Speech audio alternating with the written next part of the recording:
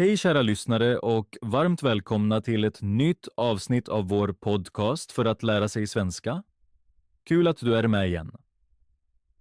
Idag pratar vi om ett viktigt ämne i vardagen. Det handlar om hur man talar om relationer på svenska.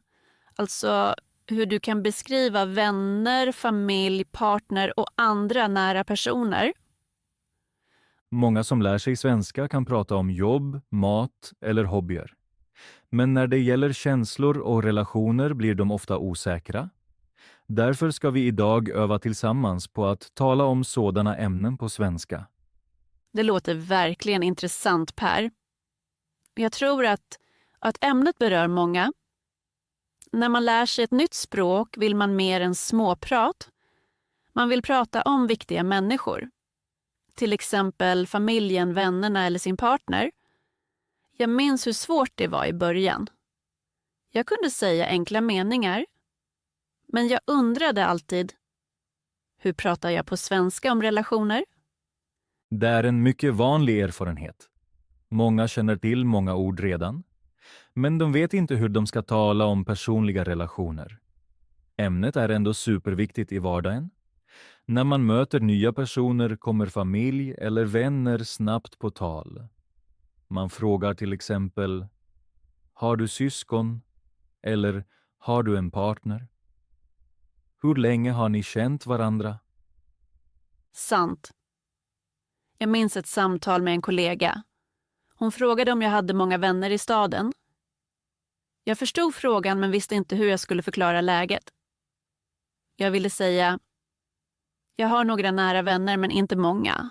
Och jag ville berätta att jag ibland saknar min familj. Men jag saknade rätt ord. Just sådana situationer vill vi titta på idag. I detta avsnitt lär vi oss viktiga ord och meningar för relationer. Vi pratar också om vänskap, om familj och om partnerskap. Och viktigast av allt, vi pratar om känslor. Vi ser också på olika sätt att visa tillgivenhet eller närhet.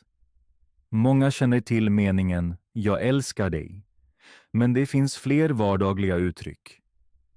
Jag tror att många lyssnare vill lära sig just sådana meningar eftersom de är viktiga i vardagen.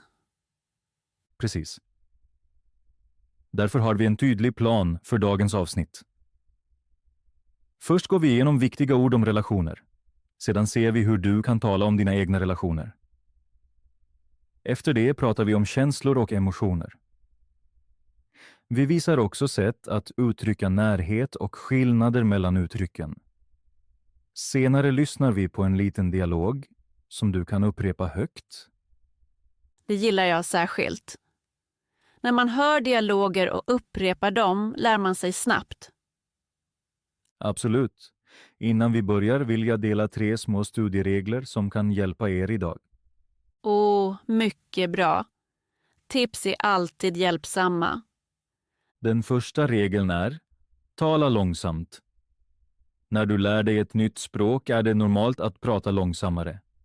Det hjälper hjärnan att bearbeta orden bättre. Det är ett bra tips. Många tror att de måste tala snabbt direkt. Precis. Men det är mycket bättre att tala långsamt och tydligt. Den andra regeln är: upprepa viktiga ord. När du hör ett nytt ord, säg det lugnt, 2 eller 3 gånger högt. Upprepning hjälper verkligen när du lär dig. Och den tredje regeln är: använd enkla meningar. Du behöver inte bilda komplicerade meningar. En enkel mening som "det här är min bästa vän" eller "jag saknar min familj" räcker. Det tar bort mycket press. Precis. Kära lyssnare, vi vill också motivera er att vara aktiva. När ni lyssnar, prova gärna att upprepa några meningar högt. Det gör språket mer levande och ger er trygghet. Ja, var gärna med. Även om du är ensam, prata högt. Det gör stor skillnad. Jättebra sagt. Då börjar vi med ämnet och i nästa del pratar vi om viktiga ord för relationer på svenska. Jag är redo. Nu kör vi. Innan vi börjar med orden vill jag ta upp en fråga. Varför är relationer så viktiga när vi lär oss språk? Det har jag ofta undrat. I början tänker man mest på saker som att beställa mat, handla eller fråga om vägen. Precis. De ämnena är förstås viktiga. Men när man bor längre i ett land och pratar mer med folk märker man snabbt något annat. Många samtal handlar om relationer. Sant. Människor pratar väldigt ofta om andra människor. Ja. Vi pratar om vår familj, våra vänner, partners eller kollegor. När du lär känna någon bättre dyker sådana ämnen snabbt upp. Det har jag också upplevt. När jag var ny i min stad träffade jag några nya personer. Först pratade vi om enkla saker, till exempel jobbet eller vädret. Men efter några minuter kom helt andra frågor. Vilka frågor var det? En person frågade till exempel, har du syskon? En annan frågade, bor din familj här eller i ett annat land? Jag blev lite överraskad eftersom jag inte visste hur jag skulle svara. Det här är en mycket vanlig situation. Många ställer sådana frågor när de vill lära känna någon bättre. Ja, och jag ville såklart svara. Men jag behövde tänka en stund på vilka ord jag kunde använda. Just därför är ämnet så viktigt. När du lär dig ett språk vill du inte bara prata om saker. Du vill också prata om människor som betyder mycket för dig. Till exempel om den egna familjen eller om goda vänner. Precis. Sådana samtal händer ofta i vardagen. Föreställ dig att du träffar en ny kollega på jobbet. Han kanske frågar, har du familj här? Eller, hur länge har du bott i den här staden? Eller någon frågar, har du många vänner här? Just det. Eller också, är du i en relation? Eller hur länge har ni känt varandra? Det är verkligen typiska frågor. Om du förstår och kan svara på dem känner du dig direkt tryggare i samtalet. Då kan du inte bara lyssna utan också själv berätta något. Jag tror det är en viktig sak. Personliga samtal hjälper oss att lära känna andra bättre. Språk är inte bara information. Språk förenar människor. Det gillar jag. När man pratar om familj eller vänner förstår man en person mycket bättre. Absolut. Därför är det så bra att känna till rätt ord och meningar. Om någon frågar, har du syskon? Vill du såklart kunna svara. Eller om någon frågar, hur länge har ni känt varandra? Precis. Eller, vad lärde ni känna varandra? Och de här frågorna hör jag verkligen ofta. Och det är precis det vi pratar om idag. Vi vill hjälpa er att förstå sådana samtal och själva vara med. Det låter väldigt hjälpsamt. I nästa del tittar vi därför först på några viktiga ord. Alltså om familj, vänner och andra viktiga personer. När du kan de orden blir det mycket lättare att föra sådana samtal. Bra, Pernilla. Efter att vi har pratat om varför relationer är så viktiga i vardagen ska vi nu titta på några viktiga ord. Om du vill tala om relationer behöver du först ett litet grundordförråd. Det är ord som du kommer att höra i många samtal. Det låter bra. Men jag måste ärligt säga att jag ofta var osäker på det här ämnet tidigare. Jag kände till några ord, men jag visste aldrig exakt när jag skulle använda vilket ord. Det är helt normalt.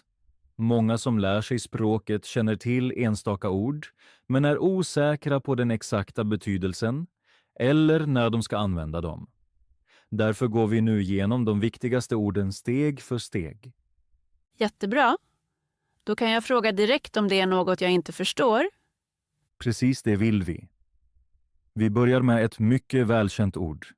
Vän eller pojkvän, flickvän. Det ordet lärde jag mig väldigt tidigt. Men ärligt talat var jag länge förvirrad. Verkligen? Varför? I mitt språk betyder ett liknande ord alltid en romantisk relation. Men på svenska kan vän bara vara en god kompis. Precis. Det är en viktig punkt. På svenska använder man vän främst för en kompis. Det är en person som du spenderar tid med och litar på. Men säger du pojkvän eller flickvän handlar det om en romantisk partner. Det gjorde mig verkligen förvirrad i början. Därför är sammanhanget viktigt. Om någon säger "Det här är min bästa vän" menar personen oftast en vänskap. Alltså ingen romantisk relation. Precis. Ett exempel. "Det här är då min bästa vän. Vi har känt varandra i 10 år." Det låter väldigt naturligt. När någon talar om en romantisk relation säger man ofta "Det här är min pojkvän" eller "Det här är min flickvän". Nu förstår jag skillnaden bättre. Jättebra. Nu tittar vi på nästa ord. Partner. Jag har hört ordet men jag använder det sällan. Många använder det ordet när de talar om ett fast förhållande. Partner låter ofta lite mer neutralt eller vuxet än pojkvän eller flickvän. Så man kan säga, det här är min partner. Precis. Eller hon är min partner. Och det betyder att man är tillsammans. Rätt. Man kan också säga vi har varit tillsammans i 3 år. Den meningen gillar jag för den är så enkel. Precis. Många använder den meningen i vardagen. Per, jag har en fråga till. Vad är egentligen skillnaden mellan att vara tillsammans och att vara i en relation? Bra fråga. Båda betyder nästan samma sak. Att vara tillsammans är lite mer informellt. Att vara i en relation låter lite formellt. Alltså 2 sätt för nästan samma idé. Precis. Och det leder oss nog till nästa ord. Relation. Rätt. En relation beskriver bandet mellan 2 personer som är ett par. Alltså en romantisk koppling. Exempel. Jag är i en relation. Eller kanske, de har en väldigt god relation. Just det. Ordet kan också beskriva andra band mellan människor. Intressant. Jag trodde relation alltid betyder kärlek. Många tror det. Men det kan också gälla ett bra band mellan kollegor eller mellan föräldrar och barn.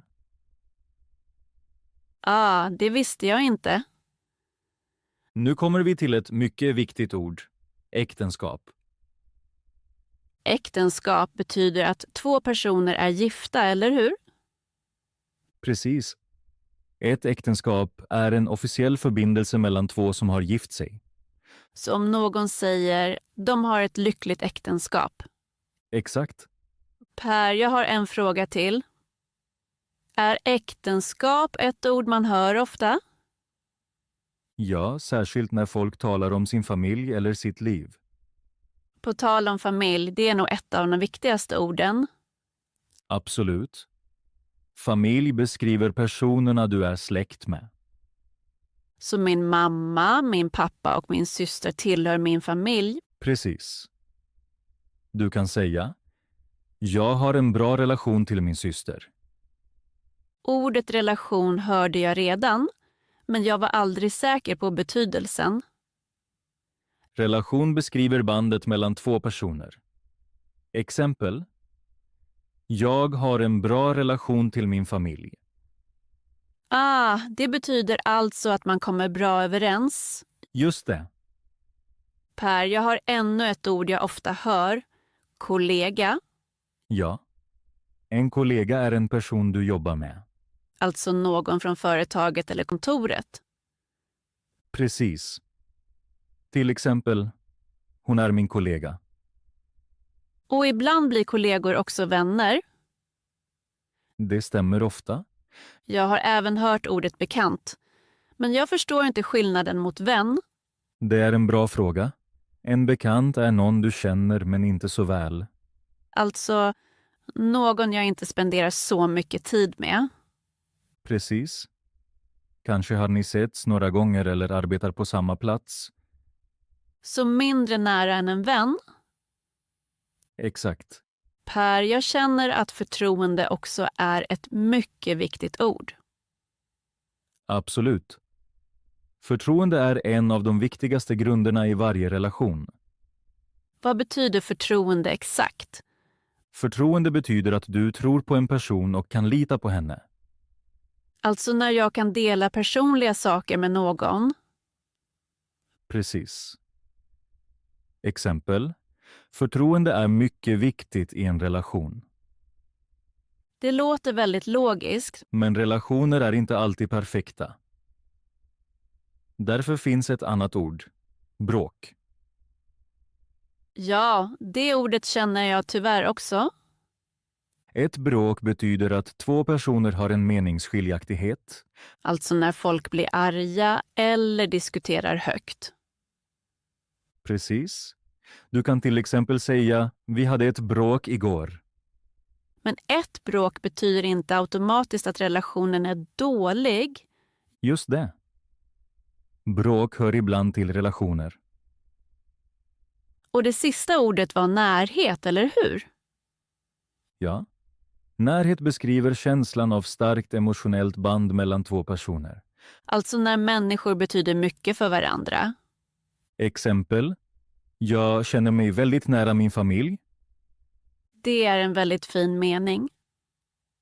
Ja. Närhet och förtroende är två mycket viktiga saker i många relationer. Per, jag inser just något. Med de här orden kan jag redan berätta mycket om mitt liv. Precis. Med de få orden kan du tala om vänner, familj, relationer och känslor. Det gör ämnet plötsligt mycket enklare. Absolut. I nästa del ser vi hur du använder orden i hela meningar om dina egna relationer. Bra, Pernilla. Efter att vi har pratat om viktiga ord för relationer går vi nu till en mer personlig del. Vi talar om känslor och emotioner. När vi pratar om relationer handlar det nästan alltid också om känslor. Vi berättar när vi är glada, ledsna eller när vi saknar någon. Därför är det viktigt att kunna uttrycka dessa känslor på svenska. Det stämmer verkligen. Jag har upplevt det själv. I början av mitt svenskstudium kunde jag prata om enkla saker. Jag kunde säga var jag bor och vad jag jobbar med. Men när någon frågade hur känner du dig eller är du lycklig här visste jag ofta inte vad jag skulle säga. Jag ville förklara att jag ibland trivs mycket bra, men ibland saknar min familj. Men jag saknade orden för att säga det. Då märker man att språk inte bara är grammatik. Precis. Därför tittar vi nu på några viktiga känslor som ofta finns i vardagen. Vi börjar med en mycket positiv känsla. Glad. När du mår bra och är nöjd kan du säga jag är glad. Det är en enkel mening, men den säger mycket. Till exempel, jag är glad när jag tillbringar tid med min familj. Eller, jag är glad när jag träffar mina vänner. Många använder ordet när de pratar om fina stunder i livet. Det är ett av de viktigaste orden för känslor. Jag tycker ordet är fint, men tidigare trodde jag att glad beskriver en väldigt stark känsla. Ibland var jag osäker om jag kunde använda det när jag bara hade en bra dag. Då sa jag hellre, jag mår bra. Men med tiden förstod jag att glad också passar i små stunder. Till exempel efter ett trevligt samtal eller en lugn kväll med vänner. Då kan man enkelt säga, jag är väldigt glad idag. Det låter naturligt. Just det. Ett liknande uttryck är jag ser fram emot. Den meningen betyder att du gläder dig åt något positivt. Ofta talar man om något som snart ska hända. Till exempel, jag ser fram emot helgen. Eller, Jag ser fram emot att träffa dig. Uttrycket är mycket vanligt på svenska. Det visar att du har en positiv förväntan och ser något fint framför dig.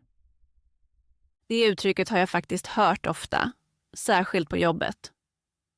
Kollegor säger till exempel “Jag ser fram emot mötet imorgon” eller “Jag ser fram emot vår semester”.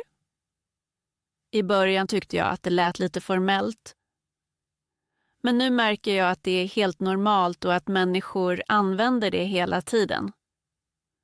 Och det känns väldigt vänligt när någon säger “Jag ser fram emot att träffa dig”. Absolut. Nu tittar vi på en annan känsla som många känner. Ledsen. Om något händer som gör dig ledsen kan du säga “Jag är ledsen” eller “Jag känner mig ledsen”. Båda meningarna fungerar. Den andra känns ibland mer personlig eftersom den beskriver din inre känsla tydligare. Till exempel, jag känner mig ledsen för att jag saknar min familj. Ja, den känslan känner jag väl. När jag flyttade till en annan stad saknade jag min familj mycket i början. Jag tänkte ofta, jag saknar er. Jag märkte att den meningen är mycket stark. När man säger jag saknar dig visar man ju att personen är väldigt viktig. Först var jag lite osäker på att använda meningen eftersom den låter så personlig. Men nu har jag förstått att den är helt normal på svenska när man talar om känslor. Precis. Jag saknar dig är en mycket ärlig och känslosam mening. Man säger den ofta till sin familj, goda vänner eller sin partner. När någon är långt borta hör man meningen väldigt ofta. Den visar hur viktig personen är för dig. Per, en känsla upplevde jag särskilt ofta när jag började tala svenska. Att vara nervös. Jag minns mitt första samtal på svenska. Jag var otroligt nervös. Hjärtat slog snabbt och jag var rädd att göra fel. Det är en mycket typisk känsla. Nervös betyder att man känner lite rädsla eller osäkerhet. Till exempel inför ett viktigt samtal eller en presentation. Man kan säga, jag var väldigt nervös inför min anställningsintervju. Eller, jag blir nervös när jag måste tala inför många människor. Det beskriver min känsla väldigt bra. Men med tiden blir man tryggare och då märker man att nervositet är helt normal. Absolut. Nu kommer vi till en mycket romantisk känsla, att vara kär. Om du har starka romantiska känslor för en person kan du säga jag är kär. Det beskriver ofta början av en relation när allt är nytt och spännande. Det här ordet låter mycket känslosamt. Jag tror att många människor kopplar det till väldigt fina stunder. Men jag har också lärt mig en annan känsla. Att vara besviken. Ibland går något inte som man har väntat sig. Då känner man sig besviken. Precis. Besviken betyder att dina förväntningar inte blev uppfyllda. Till exempel, jag var besviken för att min plan inte funkade. Den känslan finns också i livet och i relationer. En annan känsla som jag tycker är fin är att vara stolt. När någon har uppnått något eller gjort något bra kan man säga jag är stolt över dig. Det sa jag en gång till min syster när hon klarade en viktig examen. Det är en mycket fin mening. Stolthet beskriver en känsla av uppskattning och glädje över någons prestation. Man kan också säga jag är stolt över mitt arbete eller jag är stolt över min familj. Per, ett ord förvirrade mig länge. Ensam. Tidigare trodde jag att ensam bara betyder att vara själv. Det tror många. Men det finns en viktig skillnad. Att vara själv betyder bara att du just nu är utan andra personer. Ensam betyder att du känner dig inuti ensam och önskar sällskap. Det är en stor skillnad. Man kan alltså vara själv utan att känna sig ensam. Precis, man kan till och med känna sig ensam fast andra människor är runt en. Det är verkligen intressant. Jag märker att de här orden hjälper mig att beskriva känslor mycket tydligare. Precis, det är poängen. Om du kan säga jag är glad eller jag känner mig ledsen. Jag ser fram emot eller jag saknar dig visar också känslor tydligt. Och samtal blir genast mer personliga och äkta. Precis. I nästa del tittar vi på hur man kan uttrycka omtanke eller kärlek på olika sätt på svenska. Bra, Pernilla. Vi har just pratat om känslor. Nu kommer vi till ett ämne som många tycker är extra spännande. Hur säger man egentligen "jag älskar dig" på svenska? Och vad kan man säga mer för att visa omtanke eller närhet? Det intresserar mig verkligen. Jag tror många känner bara meningen "jag älskar dig". Men jag har märkt att det finns många fler sätt på svenska. Precis. På svenska finns det olika uttryck för olika typer av omtanke. Vissa säger man i en romantisk relation, andra i familjen eller bland vänner. Det förstod jag faktiskt först senare. I början trodde jag att "jag älskar dig" är den vanliga meningen. När man vill visa att någon är viktig. Det tror många som lär sig. Men "jag älskar dig" är en mycket stark fras på svenska. Man säger den oftast i en romantisk relation eller ibland i familjen.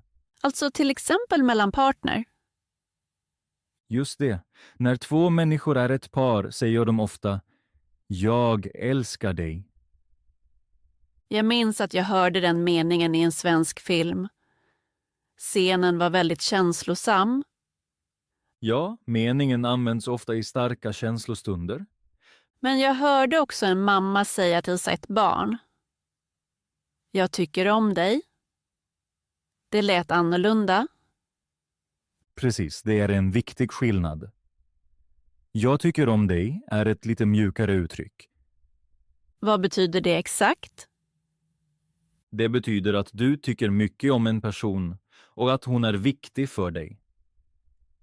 Meningen används ofta i familjen, till exempel mellan föräldrar och barn. Alltså när en mamma säger "jag tycker om dig". Exakt. Men även vänner kan ibland säga det. Intressant. Så "jag tycker om dig" är lite svagare än "jag älskar dig". Precis. Det låter kärleksfullt men inte alltid romantiskt. Det är en viktig skillnad. Ett annat uttryck är "jag gillar dig". Det har jag också hört. "Jag gillar dig" betyder att du tycker en person är trevlig. Alltså mer i början av en relation eller vänskap. Just det. Om du träffar någon ny och personen känns bra kan du säga "jag gillar dig". Det låter vänligt och öppet. Absolut. Det visar intresse men är inte lika starkt som "jag älskar dig". Per, jag hörde en mening som jag tycker mycket om. Någon sa "du är viktig för mig". Det är ett väldigt fint uttryck. Jag tyckte det lät ärligt. Ja. "Du är viktig för mig" betyder att en person har en speciell roll i ditt liv. Alltså någon som ligger dig varmt om hjärtat. Precis. Meningen kan användas mellan vänner, partner eller i familjen. Jag gillar meningen eftersom den låter lugn men ändå betyder mycket. Sant. Ibland säger enkla ord väldigt mycket. En annan mening jag redan nämnt är "jag saknar dig". Ja, den meningen visar att du gärna vill ha en person nära dig. Jag sa den en gång till en god vän som flyttade till en annan stad. Det är en typisk situation. Jag ville visa henne att hon är viktig för mig och att jag saknar våra samtal. Just därför använder man meningen. Per, jag har hört ett annat uttryck som låter naturligt. "Jag är gärna med dig". Ja, det är en mycket fin och avslappnad mening. Vad betyder den exakt? Den betyder att du njuter av tiden med en person. Alltså att du känner dig bra när ni är tillsammans. Precis. Meningen kan användas i många relationer. Jag minns en kväll med vänner där någon sa: jag är gärna med er, det lät varmt och ärligt. Ja, sådana meningar stärker relationer. Per, jag märker att dessa små skillnader är väldigt viktiga. Absolut. På svenska finns det många nyanser. Alltså små skillnader i betydelsen. Pernilla, hittills har vi pratat om glada känslor och om närhet. Vi nämnde fraser som jag älskar dig och jag saknar dig. Men om vi är ärliga ingår också svåra stunder i relationer. Ingen har bara perfekta relationer.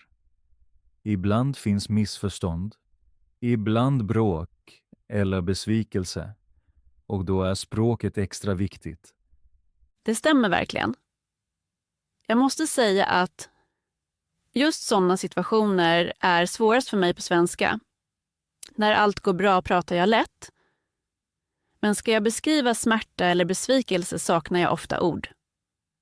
Det är en mycket vanlig upplevelse när man lär sig språk. När samtal blir känslomässiga märker många elever att de saknar ord för känslor eller konflikt. Precis. Jag minns en situation med en vän. Vi hade en liten meningsskiljaktighet. Inget dramatiskt, men jag ville säga varför jag mådde dåligt. Och plötsligt så tänkte jag: hur säger jag det nu på svenska? Vad ville du säga? Jag ville säga att jag var lite besviken. Men jag visste inte om jag bara kunde säga: jag är besviken.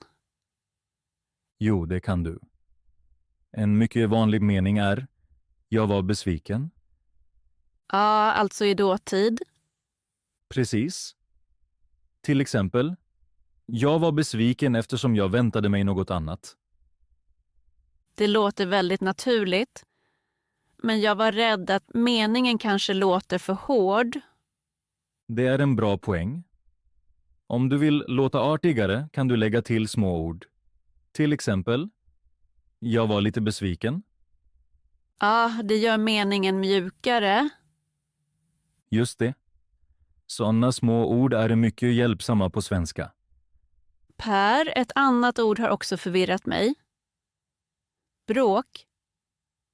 Jag hör det ofta men var länge osäker på hur starkt ordet är. Ett bråk betyder bara att två personer har en meningsskillnad. Alltså inte nödvändigtvis ett stort drama. Nej, ett bråk kan vara litet eller stort. Du kan till exempel säga: vi bråkade igår. Jag försökte säga det en gång men sa istället diskussion. Det är intressant. En diskussion är ofta lugnare. Ett bråk är mer känslomässigt. Så ett bråk är mer en konflikt. Precis.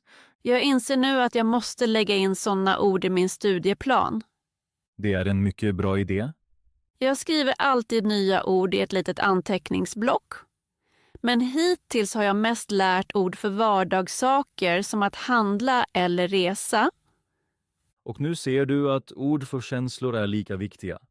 Precis. Man behöver dem när samtal blir mer personliga. En annan mycket viktig mening är: förlåt mig. Den meningen känner jag.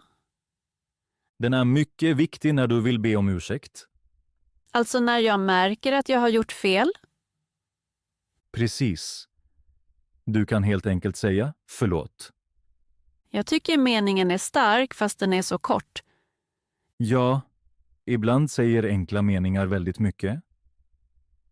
Per, jag sa en gång i ett samtal: jag vill vara ärlig. Men jag visste inte om det lät konstigt. Nej, det är en mycket bra mening. Verkligen? Ja. När du säger jag vill vara ärlig visar du att du vill tala öppet. Det var exakt vad jag ville uttrycka. Den meningen hjälper ofta att starta ett lugnt samtal. Jag tror jag använde den då eftersom jag inte visste hur jag skulle börja. Det händer många. Per, en annan mening jag ofta hör är vi måste prata om det. Ja, det är en mycket typisk mening. Men jag tycker den låter lite allvarlig. Sant. Man säger den ofta när ämnet är viktigt. Alltså när man vill lösa ett problem. Just det. Jag tror sådana meningar är svåra för många elever eftersom de är känsloladdade. Det stämmer. Men just därför är det viktigt att kunna dem. Jag tänker lägga in också dessa meningar i min studieplan. Hur vill du göra det? Kanske skriver jag små exempelmeningar och läser dem högt. Till exempel, jag var besviken, förlåt eller vi måste prata om det. Det är en väldigt bra metod. När jag övar sådana meningar känner jag mig säkrare i riktiga samtal. Precis. Målet med språkinlärning är inte bara att kunna ord, utan att använda dem i verkliga situationer. Jag märker idag igen hur viktigt känslospråk är. Absolut. Om du kan de här meningarna kan du föra svåra samtal lugnt och med respekt. Och det hjälper inte bara i svenskan utan också i livet. Helt rätt. Innan vi avslutar vill jag ge några små studietips. De hjälper dig att verkligen använda orden från dagens avsnitt. Första tipset är enkelt. Skriv om dina egna relationer. Ta ett litet block eller din mobil och skriv några meningar om familjen, vännerna eller din partner. Till exempel, jag har en god vän. Eller, jag träffar min familj på helgen. Det gillar jag mycket. Jag gör faktiskt något liknande. Jag skriver ibland korta meningar om min dag. Nu kan jag också skriva mer om mina relationer. Precis. Det andra tipset är, öva dialoger högt. Många läser bara tyst, men när du lär dig språk är det viktigt att tala. Om du tränar dialoger högt vänjer sig munnen vid det nya språket. Sant. Jag har märkt att jag minns ord mycket bättre när jag säger dem högt. Det tredje tipset är att beskriva dina känslor i vardagen. Om du till exempel är glad, säg gärna jag är glad. Eller om du saknar någon, säg jag saknar dig. Det är en fin idé eftersom man kopplar språket direkt till sitt riktiga liv. Exakt. Och sista tipset. Upprepa nya ord regelbundet. När du hör ett nytt ord, försök använda det flera gånger. Jag tror det är nyckeln till lärande. Repetera, repetera och ännu en gång repetera. Nu gör vi en liten övning. Kära lyssnare, lyssna noga. Jag säger några enkla meningar om relationer. Viktigt. Lyssna först och upprepa sedan meningen högt. Tala lugnt, långsamt och tydligt. Ja, var gärna med, även om du är ensam. Att prata högt hjälper dig mycket i lärandet. Om du vill kan du upprepa meningen 2 gånger. Bra, vi börjar med den första meningen. Lyssna först. Jag har en god vän. Nu är det ers tur. Säg meningen högt. Mycket bra. Vi säger meningen en gång till. Jag har en god vän. Upprepa den en gång till högt. Perfekt. Nu kommer den andra meningen. Lyssna först. Vi har känt varandra i 10 år. Nu talar ni. Mycket bra. Och en gång till tillsammans. Vi har känt varandra i 10 år. Upprepa meningen en gång till, långsamt. Mycket fint. Nu kommer den tredje meningen. Lyssna först. Jag saknar min familj. Nu säger ni meningen högt. Mycket bra. Vi upprepar den en gång till. Jag saknar min familj. Säg den en gång till långsamt. Perfekt. Nu kommer den sista meningen. Lyssna först. Mina vänner är mycket viktiga för mig. Nu upprepar ni meningen. Mycket bra. Och en gång till. Mina vänner är mycket viktiga för mig. Säg den en sista gång högt. Underbart.